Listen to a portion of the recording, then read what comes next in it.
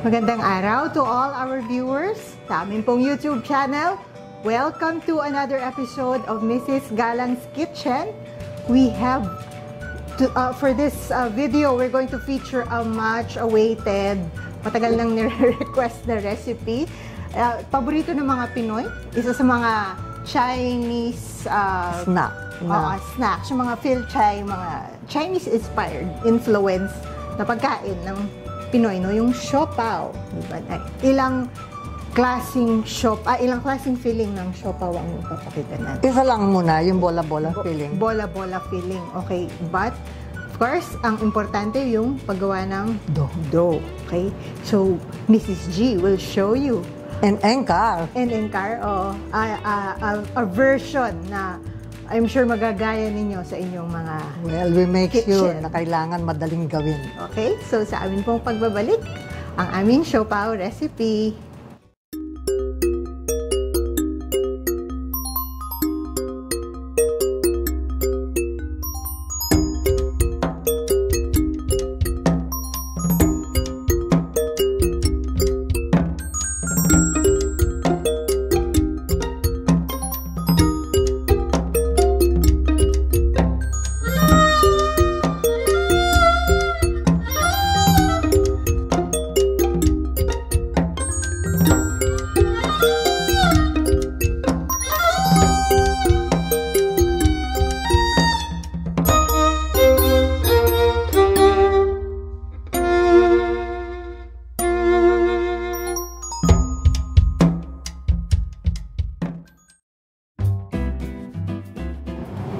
Okay. Si Engkar po ang gagawa ng siopaw ngayon. Umpisahan na natin. Mag-start tayo, gagawa tayo cook natin yung cornstarch and water. So, similar to sa tanzong, pero imbes na part of the flour ang luluto natin, mag-a-add tayo ng cornstarch doon sa dough. Tapos, yun ang iluluto natin sa, iboboil natin with the water. Kukok natin siya until thick. Okay?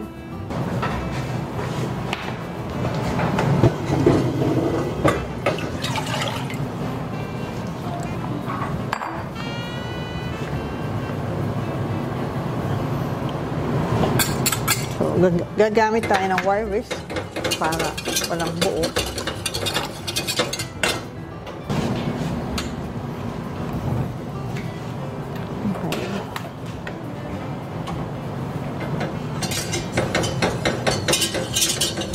Kailangan hinahalo natin. So, pwede rin yung style yung kung marunong kayo ng almirol. Papakukuluan nyo yung tubig, tapos meron kayong slurry. Part of the water, mimix nyo with the cornstarch. Tapos, pag kumukulo na yung tubig sa kaldero, bubuhos na natin yung slurry natin. Mas maganda yun, hindi na kayo halo ng halo. Para saan yan, Engkar? Para doon sa dough na siopaw natin, so instead of part of the flour, meron tayong cornstarch na ihahalo din sa dough. Yun ang iluluto natin sa water hanggang maging thick, parang paste. Talagang parang paste niya nito, no? Cornstarch at tubig. Pwede talagang pandikit.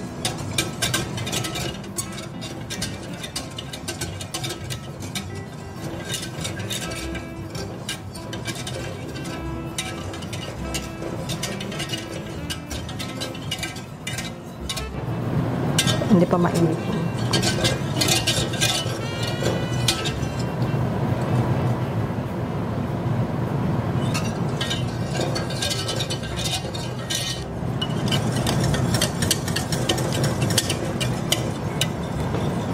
So, yun ho, nagiging thick na.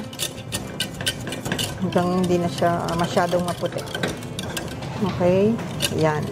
So, glossy na, thick na. Luto na ho yung ating starch. So, papalamigin natin to bago natin pwedeng ituloy yung dough. Dahil hindi siya pwede, yung yeast natin maapektuhan. Pagka ginawa natin agad yung bread, na mainit ito. So, turn off the flame. Hintay lang ho tayo, palalamigin natin sandali. Okay.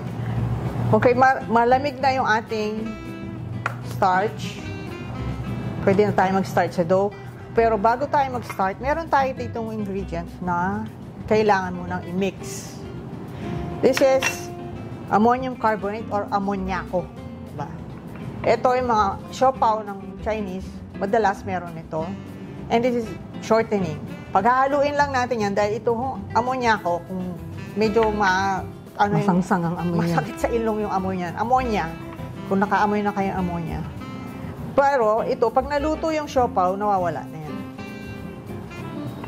So, mimix muna natin siya with the shortening. Ano rin ho to? Leavener. Sa mga cookies, ginagamit dito. Hindi lang sa China. Kahit sa ibang bansa. Dahil maganda siyang leavener. So, mimix natin yan. Bago natin siya mimix with the dough. Okay.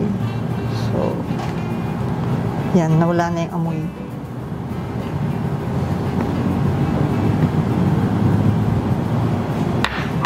Yan. So, unahin natin yung ating starch paste. Parang tangsyong, no? Nagbuo na, parang ano, tibok-tibok. Nag-break din naman. So, yan yun kasi, nakita nyo, yung water natin, yung liquid natin, ayan, gelatinize na yung starch. So, na-absorb niya. Ang dami na niyang na-absorb na water. Pag nilagay natin yung flour, ang hydration ng dough natin yan, medyo mataas.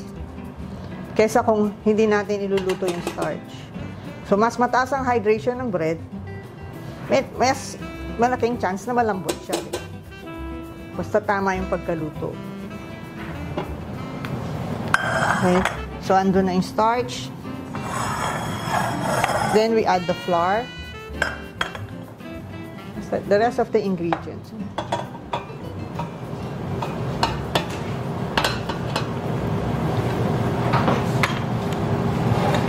Yeast. So, one side. And then, sugar. Ilalayo ko siya sa yeast ng konti. Salt. Baking powder. Ito, vinegar. Okay, so may vinegar. Para whiter yung dough, tsaka ma-adjust yung pH niya. Para sa yeast. And then, this is a shortening with the ammoniaco.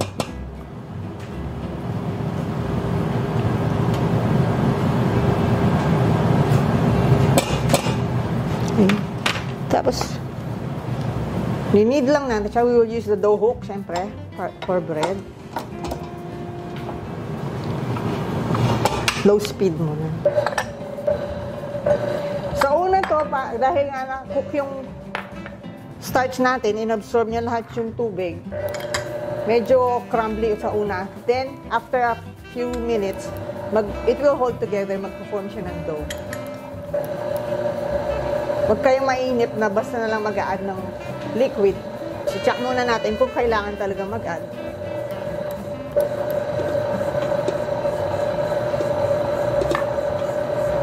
Okay, ayan o. Nagmo-moist na yung flour.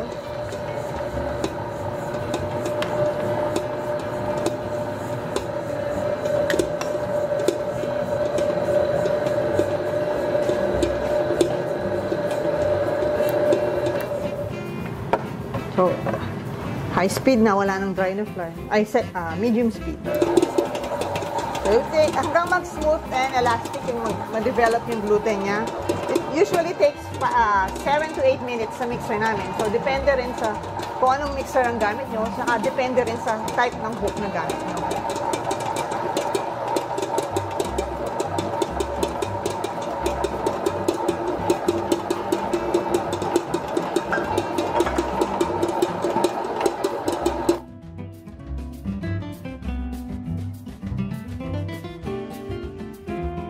Okay, ready na ho yung ating dough. Ayan, naipon na siya sa gitna.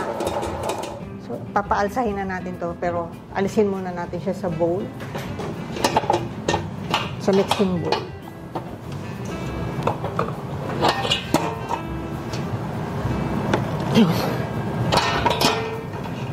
Pag mainit minsan, ang hirap nito.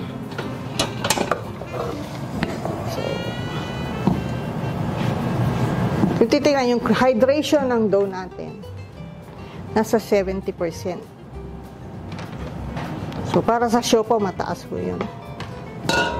Usually, ang siopaw nasa 60. Minsan 55 pa. Yung medyo, di ba medyo matigas yung dough niya. Ito. Pero, hindi lumalatag yung dough natin. Bilog.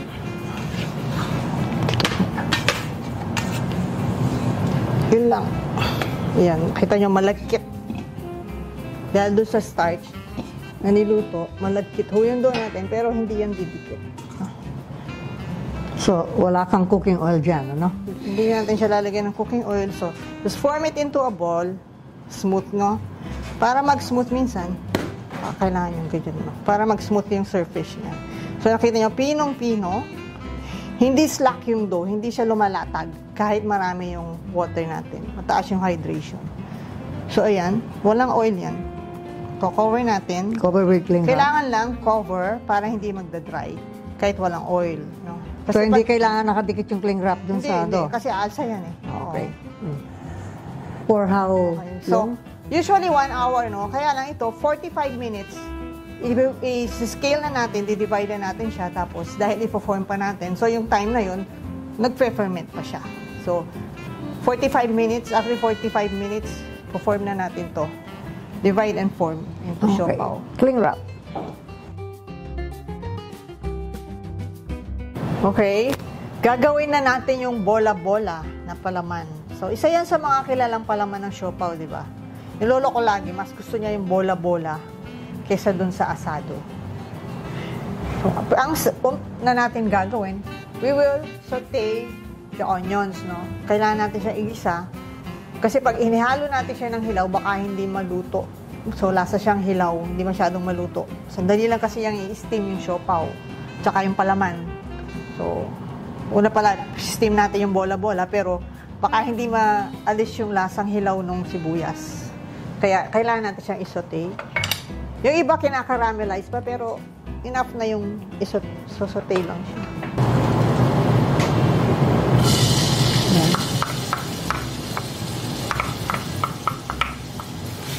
Hanggang translucent lang. Kung gusto niya i-caramelize, pwede rin. Better flavor, pero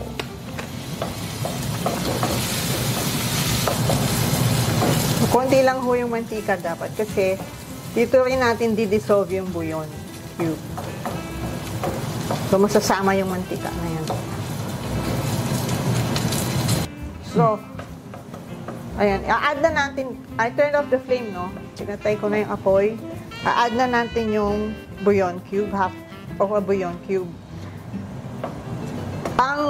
Kasi ang i-add natin dito, water and bouillon cube. Pag meron kayong broth yung i-add nyo.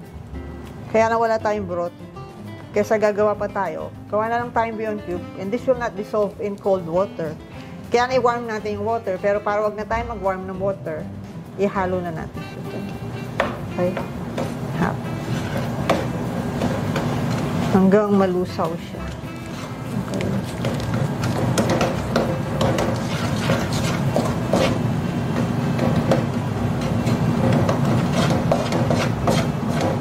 Yan. So, dissolve na siya. Mix na natin yung the rest of the ingredients sa ating bola-bola. Gawin na natin yung usog na natin. Mainitan. Konti lang. Yan. Babaliktad ko lang. So, while waiting for our onions to get to room temp, no? Palalamigin muna natin yung onions. Mimix muna natin itong meat. Yung ating giniling. This is pork, ground pork. Pwede hong chicken. Ground pork.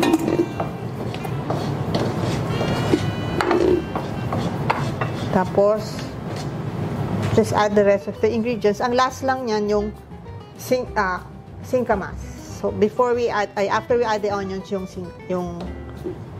singkamas. So, all the ingredients. except the singkamas and the onions. Ay, tsaka yung water pala. So, this is sesame oil. So, yung flavor naman ito nasa inyo. Pwede kayo mag-adjust yung seasonings. Sugar. Yung iba ayaw yung matamis yung bola-bola, pwedeng walang sugar.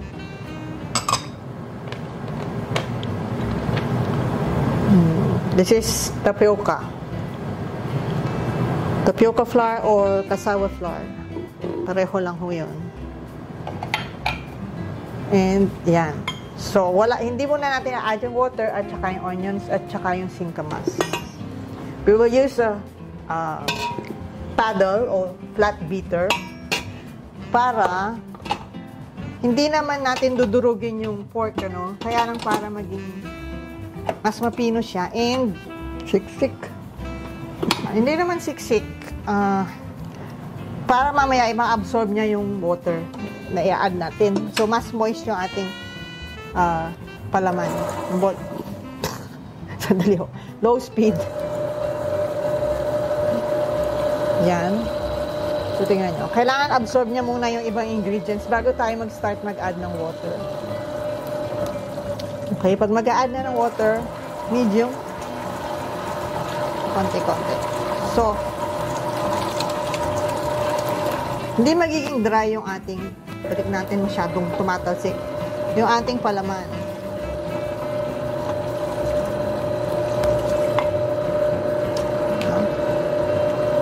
So, tingnan nyo, na-absorb nyo.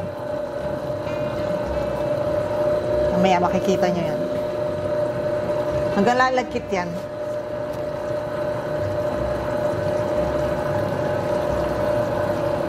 Pwede natin lakasan.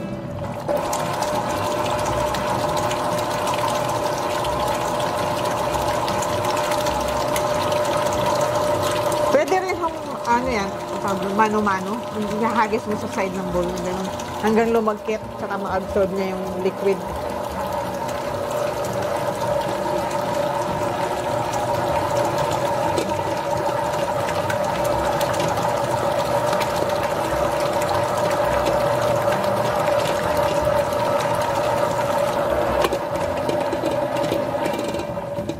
Okay, ayan.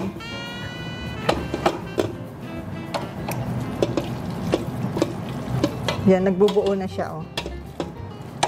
Pwede na siya. Parang pwede na siyang i-form into parang meatballs. Pwede na natin yan i-add yung onions and the singkamas.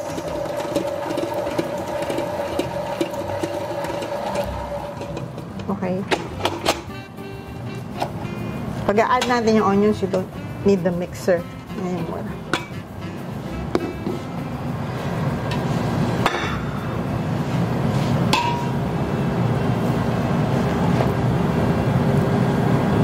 Ano? Nabuo siya. Ayaw na niyang humiwalay.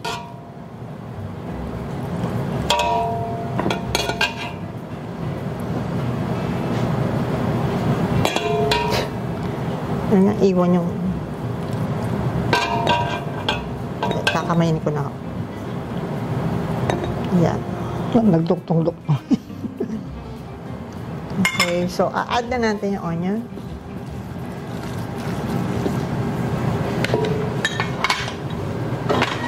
So, kailangan room temp ito. May sandali.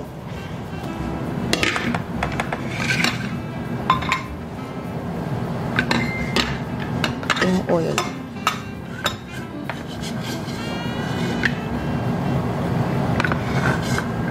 Pati yung oil kasi nandun yung buyon. Tsaka kailangan natin yung konting oil. Sa palaman. Okay. So, mix natin yan. Make sure thoroughly mix yan eh. And then, we will add the singkamas. So, bakit hindi natin in-add yung singkamas kanina dun sa mixer? Nung mini-mix natin with the mixer or the paddle. Ito. Kasi ang purpose ho nito, para hindi madurog yung singkamas, ang purpose ng singkamas, para hindi masyadong siksik yung palaman natin.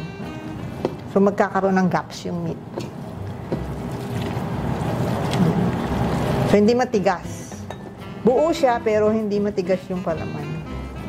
And pati yung starch, mapapalambot din niya. Kasi nag-absorb yun ng water. So, hindi masyadong siksik yung ating bola-bola. Hindi dense, hindi matigas pag kinagat nyo. Okay. So, pag thoroughly mix na yan, scoop na natin into desired sizes. And then, steam natin for about 11 minutes. Kaya, scoop na natin sila yan.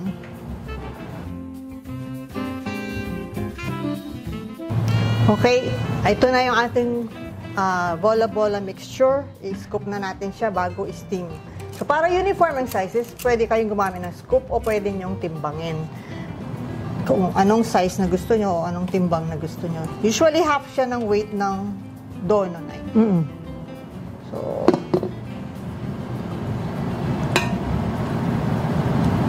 eksakto. Mga, ano ko, 20 ata yung nagagawa ko dito.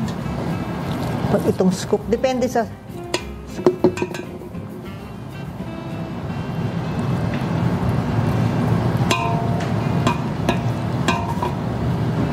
Gawa lang din. Pwede nyo rin, ayan, pinuhin. Medyo hindi mapino yung pagka-scoop niya. So, hindi masyado magsishrink ito. Mas maganda siguro bolahin ko pa pagka-scoop dahil medyo magaspang yung pagkagiling ng pork. Kahit minixer na natin, no, maano-ano pa siya. Magaswang ang pagkagiling ng baboy. Oo. Pero, Okay lang yan, kasi pag masyadong mapino, hindi rin maganda. oo, matigas yung palaman. So, dahil dun sa starch niya and water, yung shrinkage nito hindi ganun kalaki. Hindi ka makapagka yung purong pork tapos walang starch, walang water, magsishrink talaga yung palaman niya.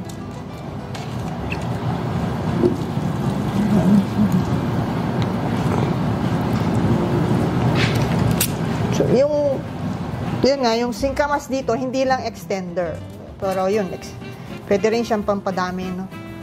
Talagang isa pang purpose niya nga, yung para medyo maluwag yung, hindi siksik masyado yung palaman. Tsaka hindi dry. Yung iba, gulay yung ina-add dyan, di ba? Chives, o kaya, ano yung chives? Kutchay. Or, Yung iba, yung petchay na ano. petchay, bagyo. Napa-cabbage. Binababad sa ano. Tapos Lalagyan wawas. asin, tapos pipigain para mawala yes. yung excess liquid. Iwawas siguro ng konti yun. Maalat Oo, yun. papalawan. Okay. Hindi ko rin pinapakasiksik, no, pag binobola ko. Tama lang siyang bumilog kasi pag pinakasiksik nyo sa kamay niya, pinakahigpit niya, sisiksik din masyado yung palaman niya. Yung dough kasi natin, mga 20 pieces yung magagawa. So, kailangan mga 20 pieces yun. Para walang sobrang palaman. O kukulang yung dough. Ay, sosobra yung dough. So, try nyo yung Dito pa. taas siya, hindi siya palapad. Okay. 20 pieces, steam na natin. Isa-isa. Sabon na.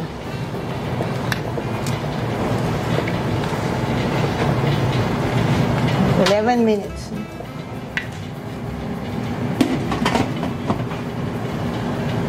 So, hindi na natin lalagyan ng towel. Kasi yung pag nag-steam siya, doon papunta. Hindi siya pumapatak sa loob. Nagsaslide pa ganyan yung parang yung nagko-condense na water, ay steam. Hindi siya pumapatak doon sa yung steam natin.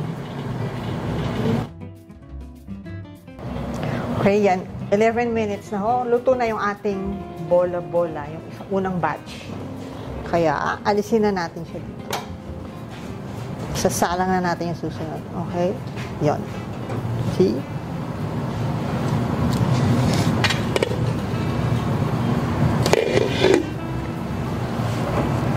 Dahil, yung palang foil natin, merong grease, merong oil, para hindi didikit. Minsan kasi dumidikit tapos nasisira yung bola-bola pag kinukuha. Okay? So, lalagay na natin yung isa. Metong pa. Dali. Ito pala pinatay yung apoy.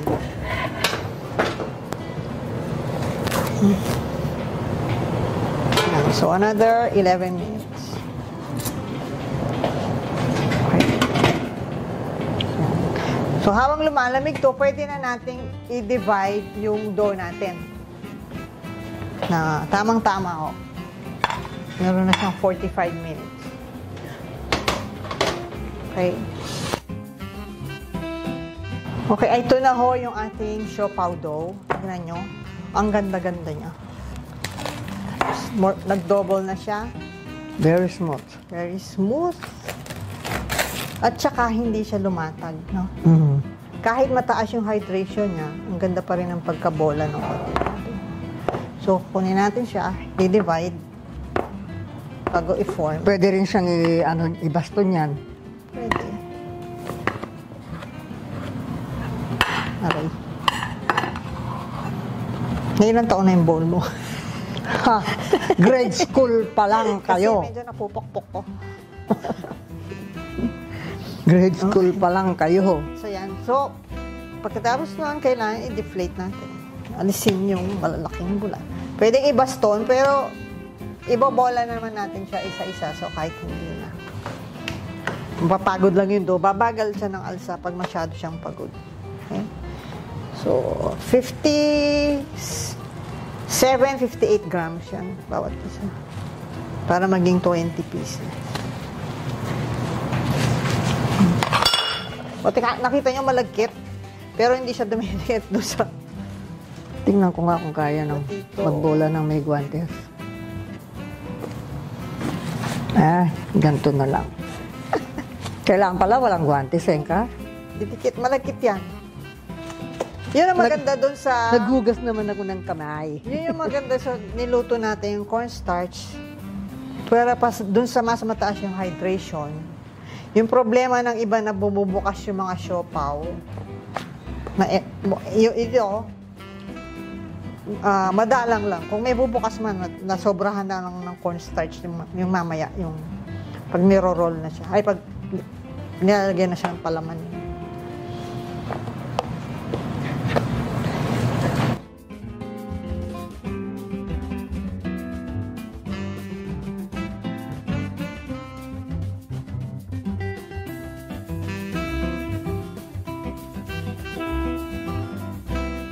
Okay, so after natin sila finorm into balls na smooth dapat, pwede na natin silang i-rolling pin ng flat, no? Parang disc bago natin ibalot yung mga palaman. So, gawin muna natin yan.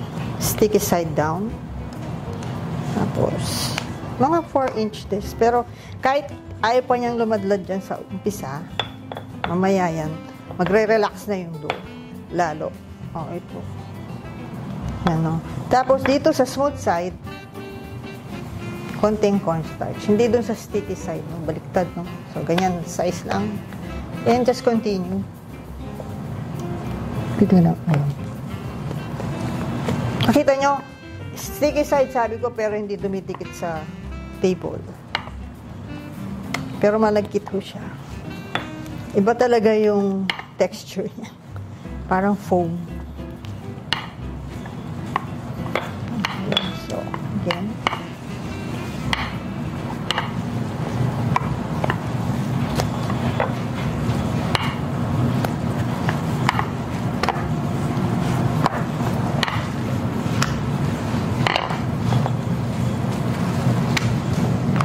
Ano lalagyan ng cornstarch yan? Yung ibabaw.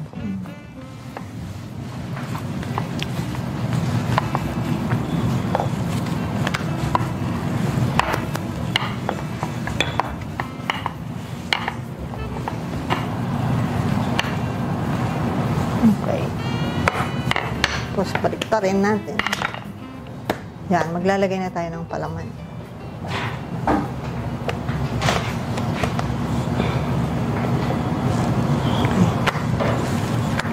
Yan, gusto ni Mrs. G, manipis daw yung kilid. So, sticky side daw muna uli. Pero pag lalagay nyo ng palaman, sticky side up. Okay, so, ito, no. Yan. So, dahil malagkit yung dough natin, hindi na natin kailangan basain. So, pull. Yun na lang. Piniplits. Pinipress ko rin naman para mag-seal. Pero hindi kailangan basain. And then, paikot. Okay? Yan. Tsaka lagyan ng papel. Sa ilalim.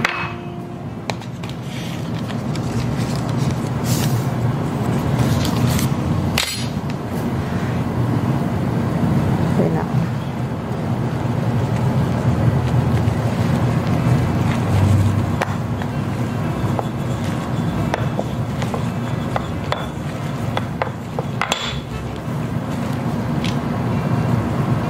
So, pull.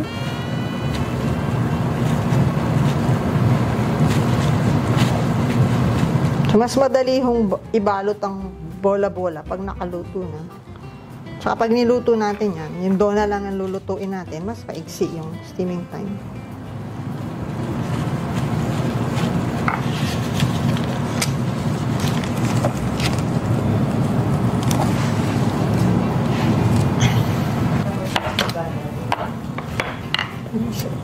When you roll, para bilog, from the center out, center out. Okay. Then, pinofold, piniplits lang. Hinihila ko rin para gumitna.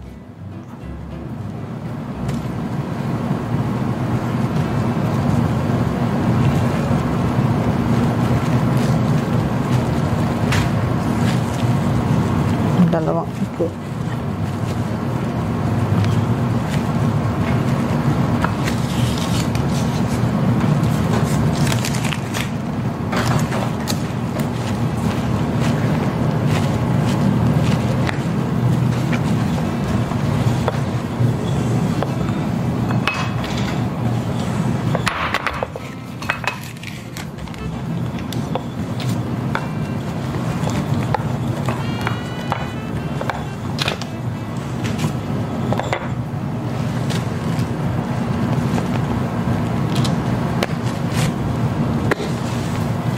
By this time, we have to rest them again for how long? 45 minutes. 45 minutes. So after mga 30 minutes, on na natin yung ating steamer.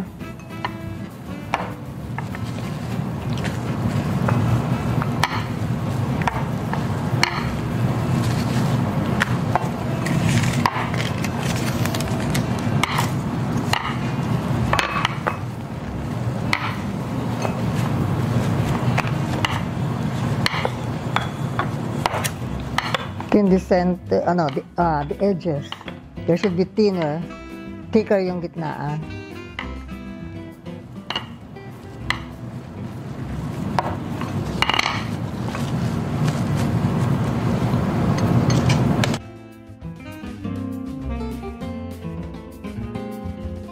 Okay, so, ito na ho yung siopaw natin, ready to steam na, 45 minutes. So, huwag nyo hong hintayin na mag-double involve like other breads.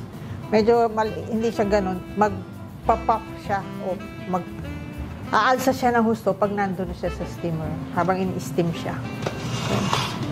So, ingat lang yung condensation to sa cover, Pwede nyo punasan muna.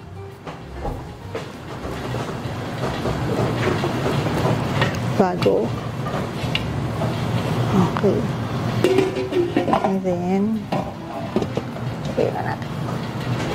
Okay? So, 9 minutes lang ho yan. Tuloy-tuloy. After 9 minutes, luto na siya.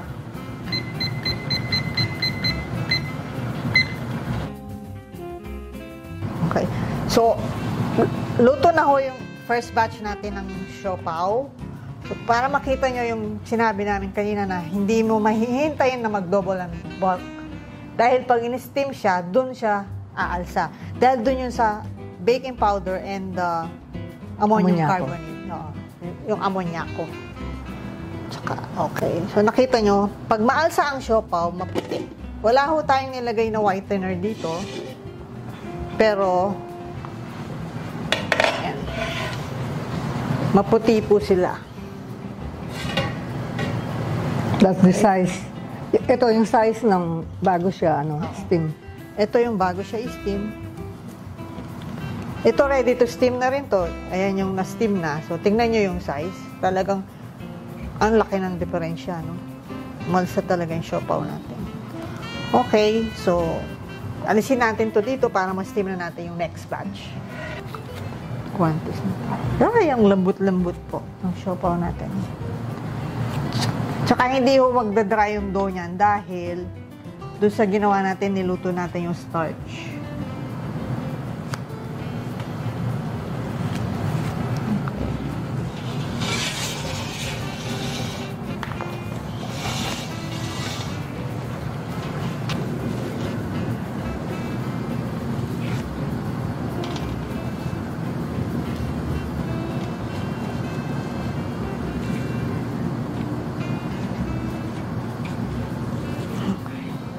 Yan.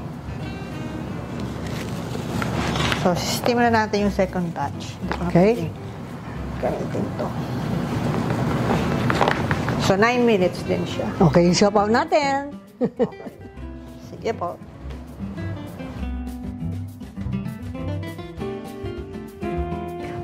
Okay, luto na po ang siopaw. Bola-bola siopaw. Ang lalaki, oh. Ang ganda. Diba? Nagagalit nga si Engkar kanina. Ba't mo binibilis ang tingnan mo, hindi maganda pagkakapit para matapos agad. well, we forgot to mention something. So we added vinegar to our dough. Pampaputi yun po, ano? And then yung nga sabi ni Engkar, yung niya dun sa ammoniaco, parang nakakatulong din sa pag-alsa yun. And also, we added 1/4 cup of white vinegar to the water in the steamer so that the siopaw will be whiter. Okay, so sa tubig po ng steamer, no? Mismong tubig ng steamer. Mismong tubig ng steamer, lalagyan nyo ng 1/4 cup na vinegar. White vinegar. Para pumuti Pumuti. lalo ang siopaw. Okay. So, maputi, maalsa, Malambot. malambot. Malambot. Papakita natin ang loob. Kayo ba anong paborito nyong palaman? Ako yung bola pa yan ang ating bola. The bola-bola. Siopaw. There. Diba? Yan. Hindi na kailangan ng sauce. Promise. Yung karamihan sa tinitindang siopaw, no? Meron pang sauce. Well, if you like it. Pero, hindi talaga kailangan ng sauce nito. There. Malambot, maputi. See how nice? Yan. Ha? Hindi nakakasuya. Hindi mataba. Ay, namin na maraming Maraming mataba. Okay. Ayan. Ang lambot. At hindi dry. Yun daw. Makunat-kunat na manamis-namis, pero hindi siya matamis. Siopaw na siopaw. So, we hope you try this recipe. And sana may natutunan kayong bago. Kung dati na kayong gumagawa ng siopaw, sana may natutunan kayo sa mga tips na na-share namin today, no, for this video, okay? So, ganoon naman po ang goal namin sa mga Tinuturo namin recipes o sa mga videos, no? We present our recipes na very detailed kasi well-tested. these are well tested, no? we want to be able to teach or Impart share, some knowledge. impart, and to reach out to yung mga beginners, no? Yung iba naman kahit hindi beginner, they pay attention to the details. Nagugulat sila, uy, meron silang nakukuhang bagong techniques or bagong tips na a-adjust nila yung mga... Minsan may problema pala sila sa mga recipes nila, hindi nila alam. Or minsan dito nila nasosolve, no, sa mga videos namin. So, we hope you learn something new sa amin pong video na to. So, for your questions, naglalaro ang nanay ko. Paglaro na pagkain mo! Yan. Ang So, lambot kaya. For your questions, comments, and suggestions, just leave us a message sa amin pong Facebook page, facebook.com/Mrs. Galang's Kitchen. Nandyan po ang address sa screen. And for, if you haven't yet, no, kung nagustuhan ninyo ang aming video for today, subscribe to our YouTube channel, Mrs. Galang's Kitchen. Nandun po ang iba-iba naming recipes na baka hindi nyo pa napanood lahat or you want to watch them again. It's Mrs. Galang's Kitchen. Nandyan po ang address sa screen. And for our Instagram account, it's Galang Culinary Arts.